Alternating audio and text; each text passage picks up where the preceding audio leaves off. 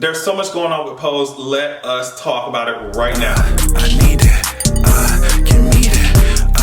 I need it. Give me that. So y'all already know how I do these kind of review videos, I guess.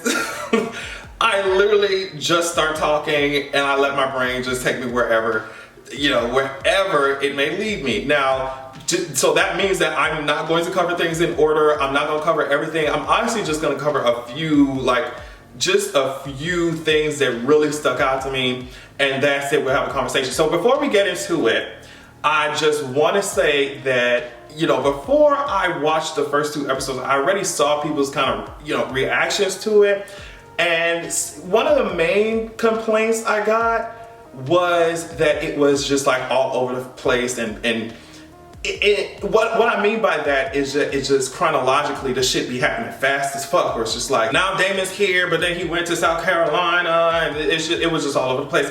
And what I'll say is that I'm kind of excusing them for this, because I don't know how much they knew, like the showrunners knew about where they were going in terms of like the number of seasons that they were gonna get. It's kind of seemed like a bit unexpected, at least from my perspective. That they would just end the show in season 3. So, I mean, the showrunners just have to do what they have to do and try and wrap this story up with the amount of episodes that they have left. Now, this season has like a total of 7 episodes. So it's like, the other seasons had 8 or 10 or something, so they have more time, they have more space to do what they usually do. And now they're trying to cram that shit into 7 episodes. In the last season, they're trying to wrap up all these storylines. So I kind of understand that, but I do understand the audience's perspective of like, damn, this story is moving quick as hell.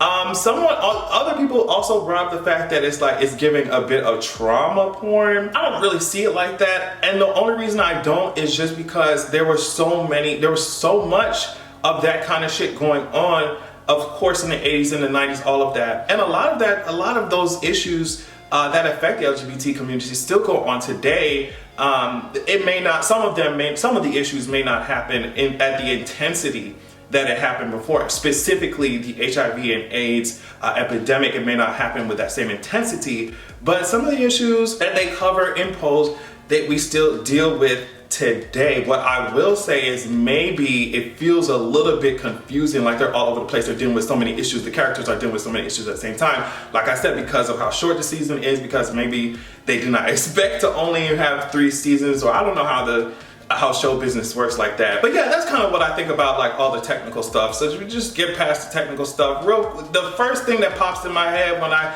envision the balls and shit, like when I envision balls, I do be envisioning balls. I mean, like when they be walking the balls, like the first thing that pops in my head is the House of Khan. So the House of Khan, and what is his goddamn name? I wrote that shit down. Lamar Khan, the one who is obviously supposed to be the villain this season. I'm so glad that Pray Tell, even though I got some issues with Pray Tell that I need to talk about too, I'm so happy that Pray Tell knocked him on his ass. He was talking too much shit, and the shit that he was talking is like, bitch, those are fighting words. What the fuck are you talking about? Lamar Khan, like, they did too much. It was really cute how Elektra was like, well, we'll defeat them, how we always do it. We'll walk the ball and defeat House Khan. Nah, bitch, you talking all that shit, especially Cubby had just died, bitch. You talking all this shit in a fucking hospital? You talking all, bitch, what the fuck is wrong with you?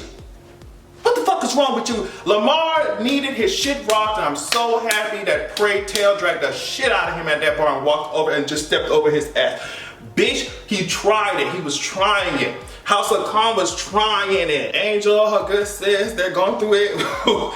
With weed laced with coke, like they're just going through it. That shit is laced with coke, and they are just getting their lives, bitch. They was in the mirror like, oh, bitch, y'all think anybody know that we look like this, bitch? Poppy said, bitch, you don't think I know that y'all doing this shit? If you don't get this shit together, we're not about to get married. We're not about to do none of this shit. And Angel had to just stop and get her shit together. Now, it was just interesting because as soon as I saw that Angel and Miss Mamas was smoking that shit, I was like, oh, bitch. And then they offered it to Pray Tell.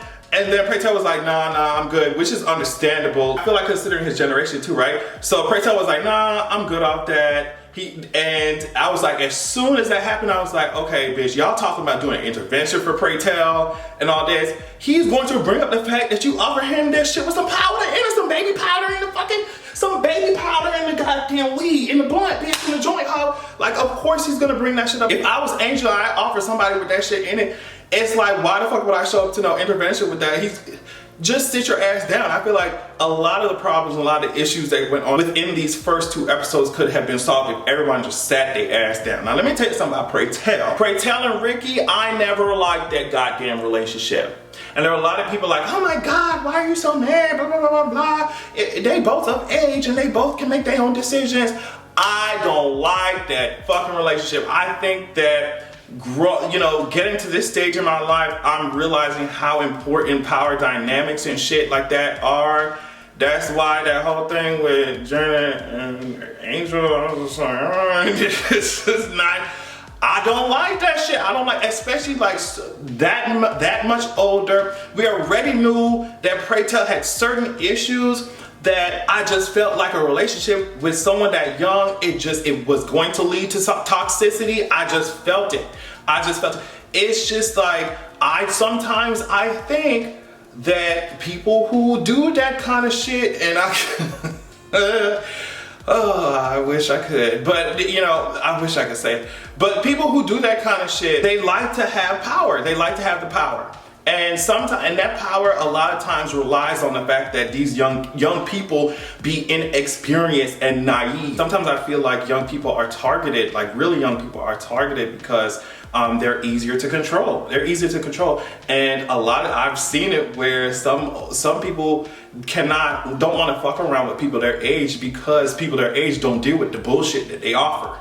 You know what I mean? So they got to go with somebody, they got to try and go after somebody who's younger. That, especially in the gay community, is it's a interesting topic. I think it definitely needs to be tackled more, especially it's just the power dynamics that fuck with me. It's just, and the control, the control. So I already had that problem with Pray Tell, and the way that Pray Tell talked to people while they were trying to help him in the intervention was crazy as fuck. And now I know that, of course, addiction is a disease and people are struggling from addiction. They will do whatever.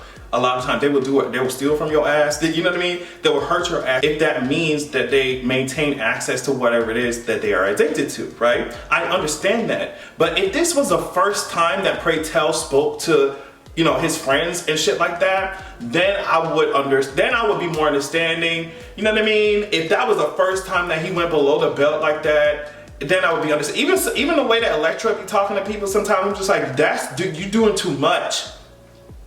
You're doing way too much. You're doing way too much. But the thing is, with Pray Tell specifically, we already saw how he treated Candy, right? With Pray Tell specifically, sometimes he's and I've met people like this in real life. I had to let their ass go. In order to feel more secure about them fucking selves, they will go below the belt for your. And it's one thing if you provoke them or you do something fucked up, crazy as hell, and you go below the belt towards them, you know what I mean? But Pray Tell would just go for the jugular. And it's just like, after so many times of doing that shit, you can't just keep saying, I'm sorry, and then I'm coming back to you, and we just act like everything is fine. Because no, bitch, I'm gonna be thinking about that shit that you said to me. I'll be thinking about that shit you said to me, and all this lovey-dovey, I love you, cute shit is gonna mean nothing if you just, Blanca was struggling. We already know she was struggling like, I don't feel like I'm worthy. That's what she said. And then Pray Tell gonna use that shit against her in the intervention. Like I said, I know that people struggle with addiction and it fucks with your mind and it will make you hurt people that are in your life. But Pray Tell has done this consistently. He has always had a nasty ass attitude sometimes. But the things that he says, like, bitch, you can't just take that shit back. But yeah, like I said, if this was his first time and he just got extremely defensive and he's drunk and shit at the intervention, I would understand that. But the way that he talked to people, like, it's not good. What I will say is that Billy Porter's an excellent actor. Like, excellent actor. He made me believe every single sentence that he said. Every single sentence. I'm talking about that fight with Ricky. I was just like, like when Ricky finally stood up, and I thought that was so brave of Ricky, and it was just, sometimes people don't have the capacity to do that.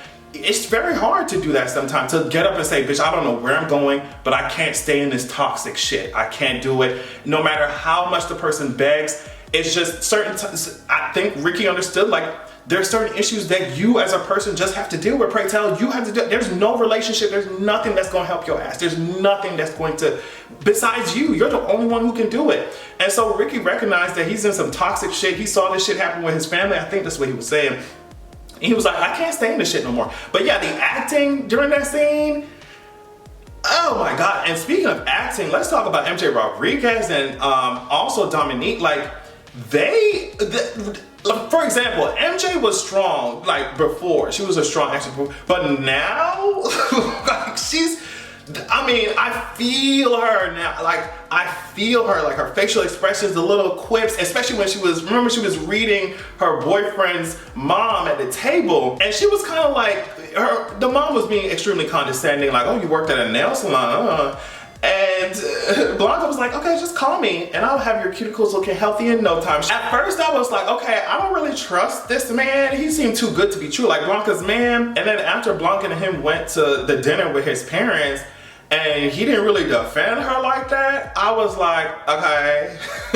You know, I was like, what the fuck is going on? But Blanca already knew the type of shit that she was going into. I think it's kind of crazy when people do that kind of shit, like try to devalue others based off of what they do for work or what they do for money. I think that shit is really fucking corny. You don't even know Blanca's favorite color and you're fixated on the fact that she used to work at a nail salon or she's a playing house or whatever. But you know, it was really fucking corny. And if I was Blanca, I'm telling you right now, bitch, I'm not, I guess that's why I ain't got no man, I don't want no man. I am not doing a little dance for your fucking mama. I'm not doing the dance for your mama, I'm doing the dance for your daddy. So either they can get with the fucking program or all y'all gonna get cussed out. Cause now your ass gonna get cussed out for not fucking defending me in front of your trifling ass fucking parent. I'm not doing that shit. And I feel like Blanca felt the same way. And she went again to this second dinner with his parents. I wouldn't have done that shit.